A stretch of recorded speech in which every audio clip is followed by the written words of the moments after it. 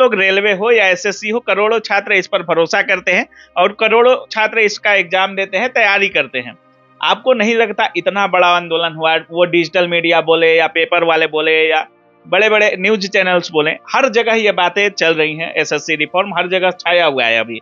लेकिन आपको ये नहीं लगता कि इस मिनिस्टर पे या मोदी जी तक ये बातें नहीं पहुंची होंगी, इस पर अभी तक एक्शन नहीं आया या कोई उचित कार्रवाई नहीं हुई, तो क्यों नहीं हुआ? आज के समय देख करके बहुत दुख लगता है कि हम एक ऐसे भारत देश में रहते हैं जहां पर बात युवा को बढ़ाने की पढ़ाने की जाती है, लेकिन संसद में उसके ऊपर में चर्चा नहीं होती है। संसद में रवि किशन जी हमारे चर्चा इस बात पे कर रहे हैं कि समोसे का साइज क्या होना चाहिए, समोसे का रेट क्या होना चाहिए। पूरे भारत में एक जैसा समोसा होना चाहिए, लेकिन पूरे भारत में शिक्षक इस कदर जो है प्रोटेस्ट करने पर आतुर हो गए, पूरे भारत में बच्चा पीड़ित अलग अलग भर्तियों को लेकर के चर्चा उसके ऊपर में एक बार भी नहीं हुई।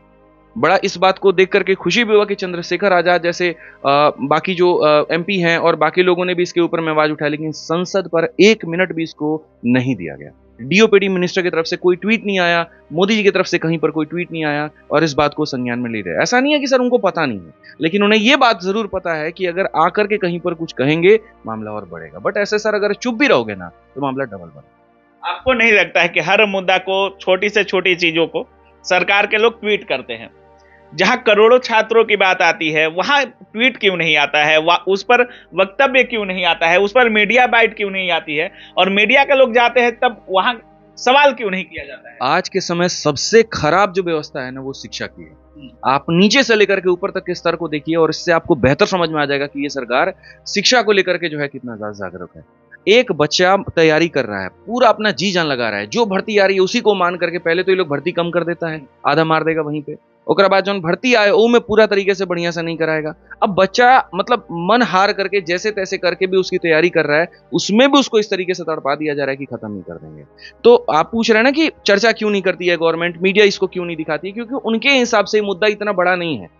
उनके हिसाब से मुद्दा जो है ऐसा लगता है कि क्या ही वैल्यू देना। उनके हिसाब से मुझे लगता है कि सरकार टूर कहाँ कर रही है, घूमने कहाँ जा रही है, और जो समोसे का साइज है वो उनके लिए बहुत मायने रखता है। बहुत सारे शिक्षक कह रहे थे कि हमारा ये स्थिति था, हमारा वो स्थिति था, लेकिन सबसे जो खराब स्थिति मीडिया के सामने आई, हमारे चैनल्स पे आए, वो आदित्य रंजन सर की थी। एक बार सुबह से शाम तक डिटेन किया गया, उसके बाद सर जैसे ही जंतर मंतर पे आए, अंदर घुसे ही नहीं, बाहर से ही इनके साथ जोर जबरदस्ती हो रही थी, और लाइव कवरेज भी हमारे चैनल पे आप लोग देखे ही होंगे। मारा भी गया है आपको?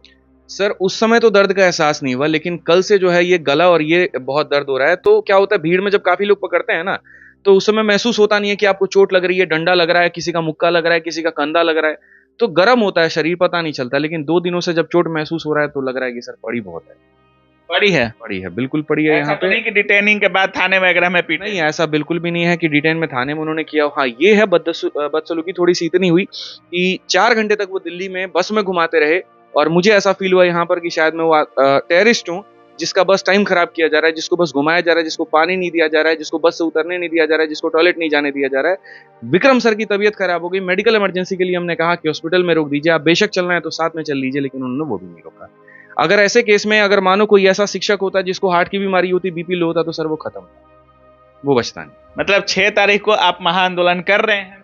सारे शिक्षकों हैं और बहुत बढ़िया तरीके से अपनी बात हम रखेंगे। जो भी शिक्षक आ रहे हैं 6 तारीख को। परमिशन मिला है? हाँ बिल्कुल सर, परमिशन है। जंतर मंतर? बिल्कुल, जंतर मंतर की है, 150 लोगों की है और 150 शिक्षक की है, स्टूडेंट्स की नहीं है। बच्चे वहां पर नहीं आए, सिर्फ शिक्षक आएंगे और बाकी आकर के शांतिपूर्ण तरीके से अपनी बात रखेंगे। जितने भी स्टूडेंट देख रहे होंगे सर, जितने छात्र आप पर भरोसा कर रहे होंगे या जितने शिक्षक आप पर भरोसा कर रहे होंगे, क्या कुछ लास्ट में बोलना चाहेंगे? सभी लोगों से मैं कहना चाहूंगा कि देखिए, अगर जो लड़ाई है वो सबकी है। आज अगर कोई बच्चा पढ़ रहा है ना, तो ये मान करके चलिए कि सिर्फ वो आपको गुरु नहीं मान रहा है, वो आपके अंदर में एक आपको बड़ा भाई भी देखता है, वो आपके अंदर में एक मेंटर देखता है, वो आपके अंदर में एक गुरु से लेकर के परिवार भी देखता है आपके अंदर में कि हाँ ये मेरा परिवार है। जब वो कोचिंग में घुसता है ना तो उसको ये फील नहीं होता है कि हम कहीं पर खाली पढ़ने हैं, उसको ये लगता है ये मेरा घर है। जिस बेंच पर वो बैठ करके पढ़ाई करता है, उस पर अपना नाम लिखता है, उसको लगता है कि यही मेरी जगह है। वो इतना भावनात्मक रूप से जुड़ चुका है। जो भर्ती आती है उसको लेकर के इसकी भावनाएं इतनी जुड़ जाती है कि सुबह से लेकर के शाम तक वो भूखे पेट रह सकता है, लेकिन अपनी पढ़ाई को नहीं छोड़ सकता। जब इतनी भावनाओं के साथ में बच्चा जुड़ चुका है और उसके साथ में जब अन्याय होता है, खून हम सबका खौलता है। तो सभी शिक्षकों से मेरा आग्रह है कि अभी छोटी-मोटी जो ग्रजेस हैं उनको आप छोड़ दीजिए, छोटी-मोटी जो नाराज़गी आप उसको छोड़ दीजिए। आप सिर्फ़ और सिर्फ़ यहाँ बच्चों के बारे में सोचिए और जिस पे आप लोगों ने बहुत हद तक काम किया है। मैं तो मतलब आप लोगों के आगे मैं कुछ भी नहीं हूँ, मुझे ऐसा महसूस होता है, जो आप लोगों के एफ़र्ट्स रहे क्योंकि मैं तो दिल्ली से ही दिल्ली में था। आप तो अलग-अलग राज्यों से आए, आकर के यहाँ पर बच्चों के लिए आपने आवाज़ उठाया। बस इसको दबने मत दीजिएगा, इसको उठाए रखिएगा। आप भारत के जिस राज्य में जहाँ से हैं, आप वहाँ के लीडर बनिए और वहाँ से इस चीज़ को आगे लीड करके चलिए क्योंकि सरकार तक अपनी बात पहुँचानी पड़ेगी। ये आपके हक की लड़ाई है और आपको लड़ना पड़ेगा और सभी बच्चों से ये कहेंगे, आप अपने गुरु के ऊपर में विश्वास